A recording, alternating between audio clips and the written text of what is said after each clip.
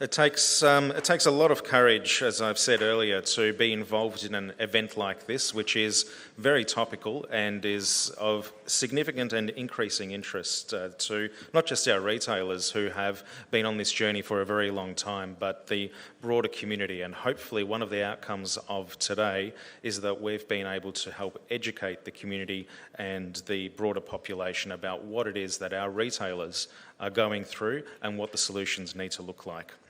Ladies and gentlemen, we've got a few minutes and I'm just going to use those to wrap up with a few concluding remarks. Now, we've learned a few things and a few themes have emerged this afternoon. Firstly, illicit markets don't just emerge overnight. They develop gradually, often beginning with isolated incidents, and then they become larger and more sophisticated criminal enterprises, to the point, as we've heard today, 80% of the tobacco market is now controlled by organised crime.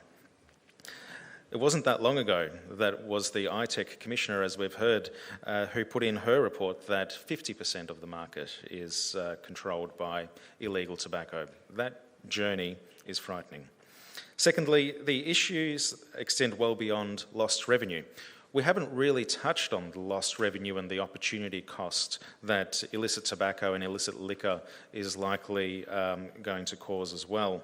This is also about community safety. It's about the safety of retail staff. It's about consumer confidence and consumer health. It's about ensuring that Australians can trust the products that they purchase. And thirdly, prevention is always easier than recovery. And we've heard comments from our panel especially that it's starting to look like it's becoming too late.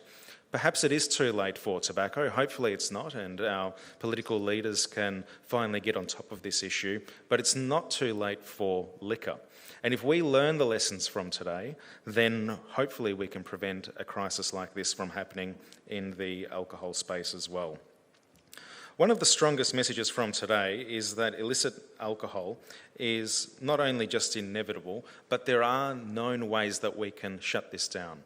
We can look at the tax settings, we can look at the enforcement resources, we can look at what works in some jurisdictions, perhaps overseas in New Zealand, and learn those lessons before it's far too late.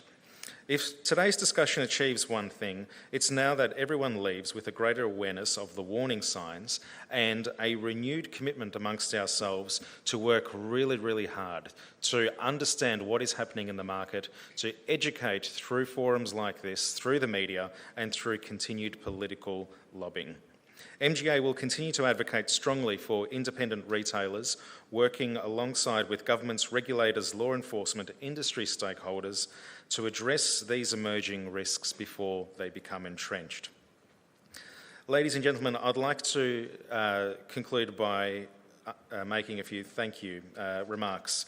Firstly, I'd like to thank Rowan Pike, Janet Proposh, Detective Inspector Chris Murray and Tony Ingpen for the discussion that we heard a few moments ago. Please give them a round of applause.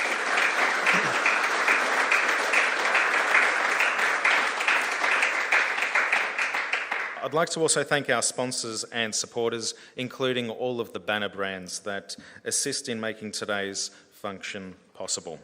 I'd also like to thank the MGA team for organising today's event. Events like this don't just happen. There's a lot of work that goes into coordinating, I think, the remarkable success that we've seen here today. I'd also like to thank the venue staff for hosting us today.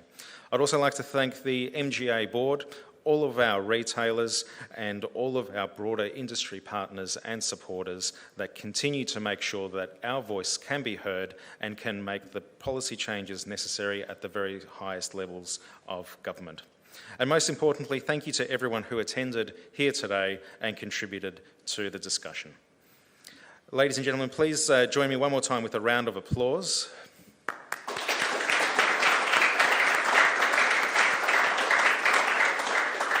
And I'd like to encourage all of you to please stay with us and join us for networking drinks and canapes in the foyer. We would encourage you to continue the conversation, connect with fellow retailers, industry stakeholders, and continue to share ideas. Thank you and enjoy your evening.